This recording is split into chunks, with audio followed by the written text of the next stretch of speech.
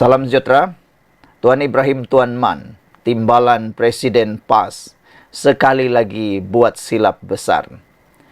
Beberapa hari yang lalu, semasa pengenalan memperkenalkan calon Perikatan Nasional di Sungai Bakap, Tuan Ibrahim turut membuat kesilapan apabila beliau cuba mengangkat calon Perikatan Nasional ini setinggi-tinggi langit, sampailah ke langit biru, sampailah ke planet Jupiter, entahlah sampai ke langit mana.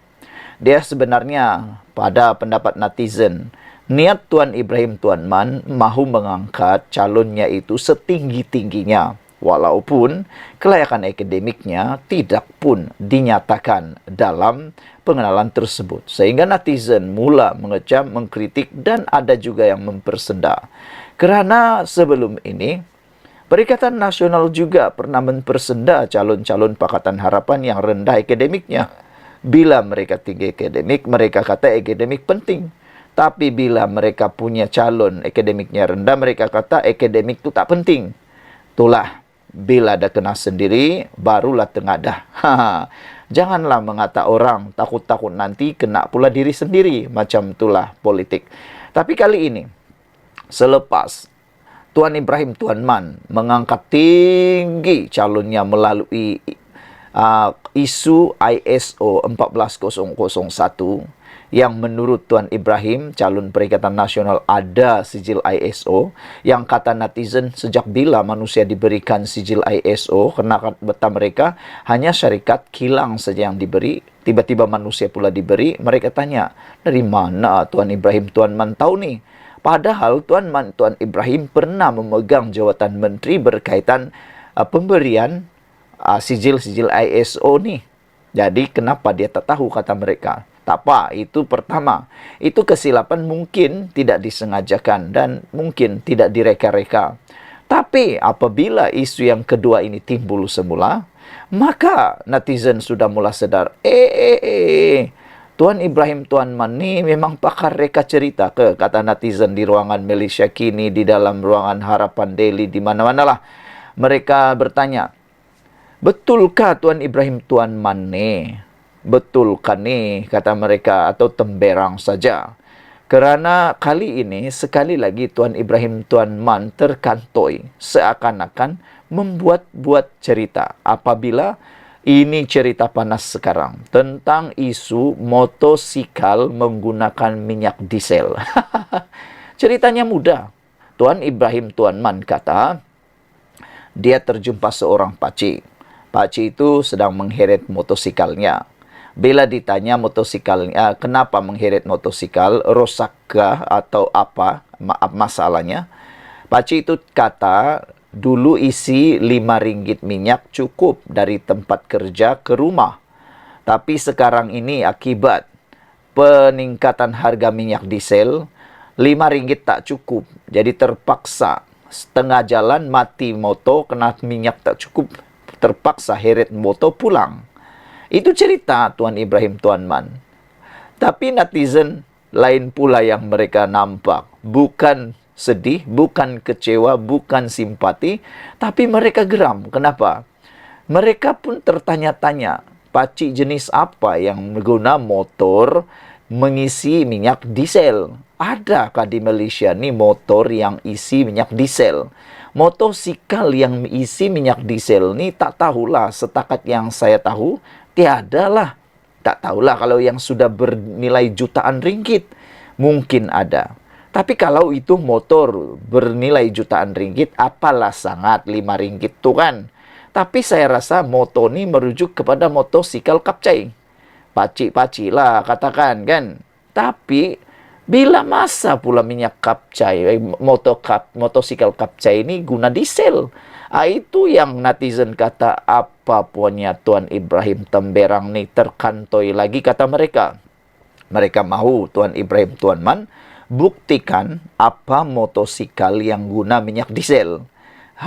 Sehingga seorang aktivis aktivis politik PKR, Irwandi kata, memanglah heret motosikal kalau isi minyak diesel. Nah, kalau motosikal diisi minyak diesel, Kompomlah, overhaul terus. Memang bukan sekadar diheret. Overhaul terus. Mungkin silap-silap hari bulan Paci itu yang silap isi minyak diesel. Jadi Tuan Ibrahim, Tuan Man, kalau nak cerita-cerita tu, cobalah pandang kiri kanan dulu ya. Jangan sampai tersilap reka cerita, kata netizen. Temberang juga, kata seorang lagi netizen. Saudara Tuan Ibrahim, Tuan Man diminta memberi bukti apakah jenis motosikal yang digunakan oleh rakyat negara ini yang menggunakan diesel. Ini kerana ketika memberikan ceramahnya di Sungai Bakap, beliau memberikan contoh bagaimana seorang pakcik telah berhenti di tengah jalan kerana kehabisan minyak. Menurut cerita Tuan Ibrahim, Tuan Man itu, dalam ceramah itu saya teringat ada seorang pakcik, dia heret motor. Saya tanya, kenapa pakcik? Motor rosak ke? Kata Tuan Ibrahim. Tak, habis minyak. Dulu letak RM5 sampai rumah. Sekarang bubuh RM5 tak sampai rumah. Menurut cerita Tuan Ibrahim. Kata beliau, itulah akibat dia. Kata ahli parlimen daripada PAS itu ketika mengkritik pemberian subsidi diesel. Bersasar berbanding subsidi pukal oleh kerajaan. Ekoran ucapan itu, ramai netizen tertanya-tanya, motosikal mana di Malaysia ni yang pakai minyak diesel? Apa jenamanya? Dari mana motosikal importnya tu? Kena motosikal keluaran Malaysia, seingat saya belum ada yang menggunakan minyak diesel. Aduh, pening kepala juga kita mendengar cerita Tuan Ibrahim nih. Aktivis media PKR Iswardi Morni pula berkata pakcik itu terpaksa menolak motornya kerana tersalah masukkan minyak diesel ke dalam motosikalnya yang sepatutnya menggunakan petrol. Nak bagi tahu Tuan Ibrahim, Tuan Man, pakcik naik motor tu tak sampai sebab enjin rusak. Masuk diesel dalam tangki kompom lah, overhaul, tulis beliau. Nampak sangat cerita rekaan buat bahan kempen. Kaki temberang betul, kata Muhammad ketika mengulas pandangan Iswardi itu. Saudara-saudara sekalian, isu ini sekarang memang top. Isu ini memang sekarang ini memang di mana-mana. Sebab kata mereka, sudah-sudahlah nak memutar cerita rekaan. Sudah-sudahlah nak memutar lagi. Aku takut nanti kali ketiga buat silap lagi. Sebab yang pertama, isu ISO 14001. Sekarang, isu minyak motosikal diesel. Ini kali kedua. Tak apalah, kali pertama mungkin silap. Kali kedua ialah terima sajalah kesilapan. Tapi kalau kali ketiga itu memang sengaja mereka cerita, kata netizen. Kita jumpa lagi. Share video ini, kita jumpa lagi. Bye-bye. Salam sejahtera, terima kasih kerana bersama dengan saya di Nazilin Unity Channel. Petang ini sekali lagi kita dihangatkan dengan isu BlackRock. Kalau kemarin dinyatakan supaya dicabar Perikatan Nasional dan KJ Khairi Jamaluddin yang pura-pura jadi hero berkait isu ini supaya melepaskan jawatan yang berkaitan dengan syarikat BlackRock, sama ada itu kontrak atau gaji penuh ataupun sebagai pengarah atau sebagainya. PN dan KJ dicabar lepas jawatan untuk syarikat yang ada berkaitan dengan BlackRock. Kerana seorang netizen telah pun membongkar, mendedahkan bahawa mereka mempunyai beberapa kaitan dengan BlackRock sebagai pemegang jawatan-jawatan yang tertentu. Anda boleh rujuk itu dalam kupasan di channel ini dan juga di dalam terbitan-terbitan berita online. Hari ini, sekali lagi, Perikatan Nasional dicabar. Kali ini bukan lepas jawatan, tapi tutup kilang berkaitan BlackRock di Kedah dan Kelantan. Baru saya tahu, rupa-rupanya, mereka sibuk nak berhentikan BlackRock, nak suruh Anwar Ibrahim mengambil keputusan, kerajaan ini mengambil keputusan berkaitan dengan BlackRock. Rupa-rupanya ada kilang berkaitan BlackRock di Kedah dan Kelantan. Persoalannya, beranikah Perikatan Nasional cepat-cepat, jangan tunggu esok, jangan tunggu malam ni, sekarang juga, kata netizen, suruh mereka tutup kilang di Kedah dan Kelantan. Beranikah? Jangan hanya syok sendiri mengecam kerajaan tapi sendiri tak buat. Ajar itik berenanglah kan. Suruh orang buat tutup tapi dia sendiri tak tutup-tutup. Naib Presiden PKR Nik Ahmad mencabar Perikatan Nasional PN menutup semua kilang milik BlackRock di Kedah dan Kelantan. Kedua-dua negeri ini dipimpin oleh Pakatan Pembangkang. Nik Nazmi mengkritik pihak yang menurutnya mempolitikkan isu berkaitan BlackRock Inc. dan menyorot bahawa isu itu tidak ditimbulkan ketika Perikatan Nasional berkuasa. Sekarang baru syok sendiri nak cabar situ dah macam-macam lah. Jadi saya nak cabar, kalau ada orang Perikatan Nasional yang nak minta kita tidak berurusan dengan BlackRock langsung, maka mereka juga kena cepat-cepat tutup kilang-kilang tersebut. Biar pekerja-pekerja tu hilang kerja dan kita boleh bincang. Kata Nik Nazmi atas semasa perhimpunan kempen Pakatan Harapan PH di Sungai Bakap malam tadi. Itu salah satu kesan kalau tutup semua syarikat yang ada kaitan dengan BlackRock, kilang-kilang yang ada kaitan dengan BlackRock. Dan BlackRock sudah diberitahu mereka ni bukan dimiliki oleh Israel. Cuma ada pemegang-pemegang saham yang ada kaitan dengan Israel. Itu sebabnya mereka kata mereka mau BlackRock itu tidak dilayan di Malaysia. Nampaknya perbuatan itu boleh menyebabkan ramai pekerja hilang kerja. Tapi beranikah Perikatan Nasional buat benda tu di negeri mereka?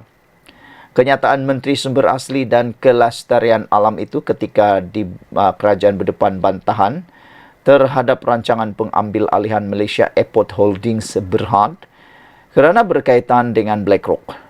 Perjanjian itu menimbulkan kebimbangan tempatan kerana BlackRock sedang mengambil alih GIP, salah satu pelabur dalam konsortium yang terlibat dalam pengambil alihan saham MAHB. BlackRock ialah firma Amerika Syarikat yang mempunyai hubungan rapat dengan Israel dan melabur banyak dalam pengeluar senjata yang menyediakan senjata kepada rejim Zionis. Bagaimanapun, GIP berkata pada hari Jumaat bahawa BlackRock tidak akan terlibat dengan MAHB kerana pengurusan GIP masih ada tanggungjawab sepenuhnya ke atas syarikat itu. Pada hari yang sama, Anwar berkata, Hazanah telah berbincang dengan GIP walaupun sebelum BlackRock memperoleh pelaburan infrastruktur itu. Dia juga berkata bahawa memutuskan hubungan dengan semua syarikat berkaitan Israel yang beroperasi di Malaysia akan menjejaskan ekonomi. Kontroversi itu semakin hangat apabila Ahli Parlimen Machang Wan Ahmad Faisal Wan Ahmad Kamal memfailkan usul tergempar ke Dewan Rakyat, menggesa perbahasan segera berhubung keputusan kerajaan menjual sebahagian saham MAHB kepada GIP. PN dicabar tutup kilang berkaitan BlackRock di Kedah dan Kelantan. Jadi saudara-saudara sekalian, yang paling mengejutkan kita atau menghairankan kita ialah kenapa dulu seperti yang dikatakan oleh Nik Ahmad ini, kenapa dulu waktu mereka berkuasa mereka tidak menyorot dan tidak ditimbulkan isu ini ketika Perikatan Nasional berkuasa. Sebab dulu BlackRock sudah ada. BlackRock dah berpuluh-puluh tahun melabur di Malaysia. Jadi, kenapa dulu Perikatan Nasional tak menyorot hal ini dan tak ditimbulkan ketika mereka berkuasa? Jawab dulu soalan itu, baru diteruskan hujah yang lain. Kita jumpa lagi. Salam sejahtera, terima kasih karena bersama dengan saya di Nazilin Unity Channel. Yang ini siaplah KJ dan Perikatan Nasional. Kali ini mereka dicabar. Perikatan Nasional KJ dicabar. Lepaskan jawatan kontrak dengan syarikat yang ada kaitan dengan BlackRock. Karena Sebelum ini mereka galak nak pula menghantam Anwar Ibrahim kerana BlackRock. Kali ini mereka dicabar Perikatan Nasional KJ supaya melepaskan jawatan kontrak dengan syarikat berkait BlackRock. Nah, kita tengoklah mereka ni benar-benar berjuangkah atau sekadar menunggang isu ini untuk jadikan isu kepentingan sendiri untuk politik. Perikatan Nasional dicabar untuk menyatakan pendirian secara rasmi terhadap syarikat BlackRock dan melepaskan semua jawatan serta kontrak mereka berkait dengan firma itu yang dikatakan mempunyai kaitan dengan Israel.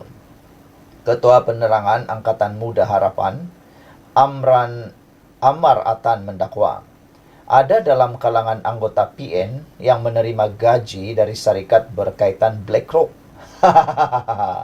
Yang ini memang panas, cukup panas. Beranikah mereka menonjolkan diri dan tiba-tiba letak jawatan?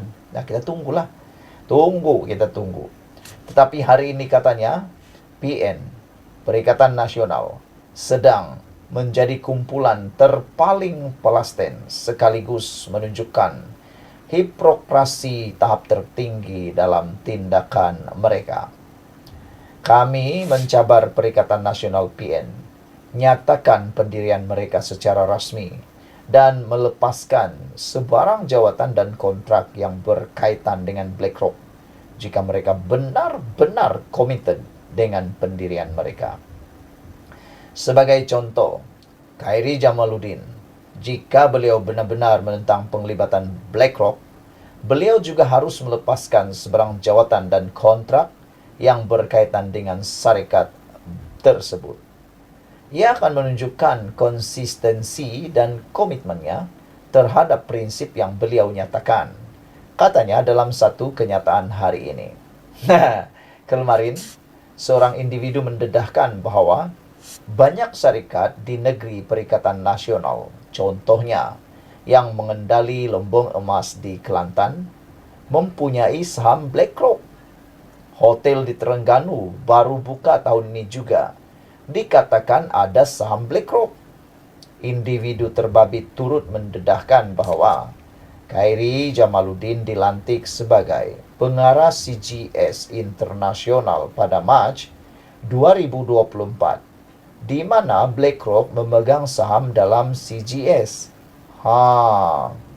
Individu tersebut turut mempersoal bagaimana muka Khairi boleh terpampang dalam iklan promosi Vida Malaysia. Difahamkan BlackRock mempunyai pegangan saham dalam syarikat induk Vida Malaysia yang berpangkalan di Jepun, Diodor Group Holdings Inc. Sementara itu, Ammar menjelaskan bahawa dalam urusan terbaru melibatkan Malaysia Airport Holdings Berhad, kerajaan sebenarnya hanya berurusan dengan GIP sahaja. Keputusan itu dibuat oleh Khazanah Nasional Berhad berdasarkan penilaian strategik dan kepakaran profesional untuk memajukan aset negara. Paling ironi sewaktu mereka berkuasa, dana syariah kumpulan wang simpanan pekerja KWSP sebanyak 600 juta US dollar sekitar 2.43 bilion ringgit telah diserahkan kepada BlackRock. Tiada pula bantahan daripada mereka ketika itu. Yang ini paling sadis. Hakikatnya, kekejaman Zionis Israel adalah isu yang melatari dunia sejak berdekad-dekad lamanya. Begitu juga dengan penglibatan perniagaan BlackRock dengan Amerika dan Israel. Mengapa waktu itu nada mereka berbeza? Dan mengapa pula hari ini menjadi terpaling Palestin, namun tidak semasa mereka berkuasa? Soalnya lagi. Pendedahan ini memang menarik. Pendedahan ini memang luar biasa. Anda share kepada semua orang. Dan kita jumpa lagi.